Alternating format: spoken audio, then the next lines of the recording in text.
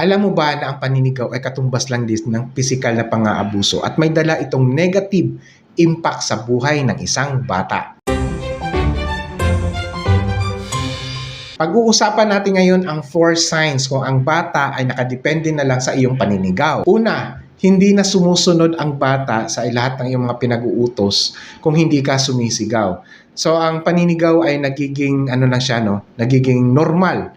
Ibig sabihin hindi na siya nagiging masunurin kapag hindi ka sumisigaw. At natatakot lang yung bata, no, dahil ikaw ay sumisigaw. Kapag wala ka naman, hindi naman nagiging masunurin. Mas nagiging pasaway kapag wala ka.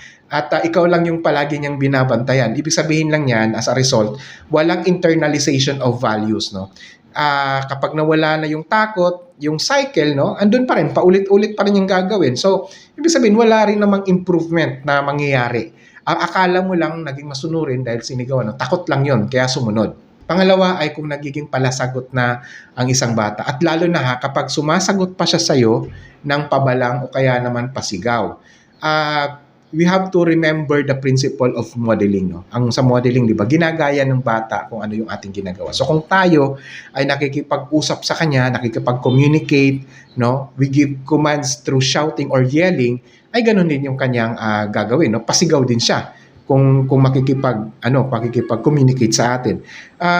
In reality, guys, wala naman talagang communication na nangyayari. Wala naman talagang pag-uusap na tama or maayos kapag sumisigaw. Kung walang open communication, no, walang intimate relationship, walang affirmation, mahirap ang pagtitiwala, mahirap din ang pagbibigay ng respeto. At alam nyo, dadalhin din ito ng bata hanggang sa kanyang pagtanda. Pangatlo is that mapapansin mo na nagiging fragile o marupok na yung relationship ng inyo ng anak mo, no. Konting issue lang, nag-aaway na kaagad, nagsasagutan na kayo, no. At ang isa pang masama doon ay nagmumurahan pa, no. Ang problema nito, kung walang relationship building, walang intimate positive relationship na nagawa, ay palaging nagkakaroon nun, it creates a conflict. The conflict becomes a norm within the family, within the parent and the child relationship. Maaaring magtawagan pa rin kayo ng nanay, tatay, no, anak, pero yung value of respect ay nawawala na. Pang-apat ay mapapansin mo na ayaw niyang makita o makasama ang kanyang mga magulang. Mapapansin niyo sa bata o sa teenager, no, lumalayo na siya sa kanyang mga magulang, no. Dumidistansya siya kagaya ng pag-uwi ng late, no. Ayaw niya kasing makita, ayaw niya kayong makasama. O kaya naman ay palagi na lang nagkukulong yan sa kwarto, natutulog, o kaya naman ay naglalaro lang ng kanyang smartphone, no. Mas gusto pa ng bata, ito mapapansin niyo to, pag gusto ng bata na kasama pa niya yung kaibigan niya, yung mga barkada niya, yun, ibig sabihin lang meron ng negative effect yung paninigaw mo sa kanya.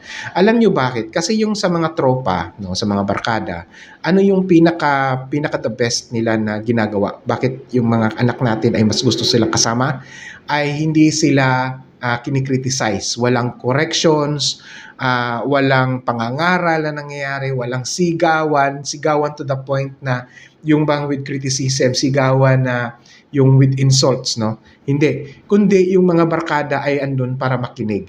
At tayo mga magulang, yun yung challenge sa atin. We have to learn how to listen to our children. So, tandaan natin yung principle of open communication, which is more of listening, at mas babaan natin, no? Mas reduce yung ating talking. Kung ikaw ay may reaksyon o opinion, please type in the comment section.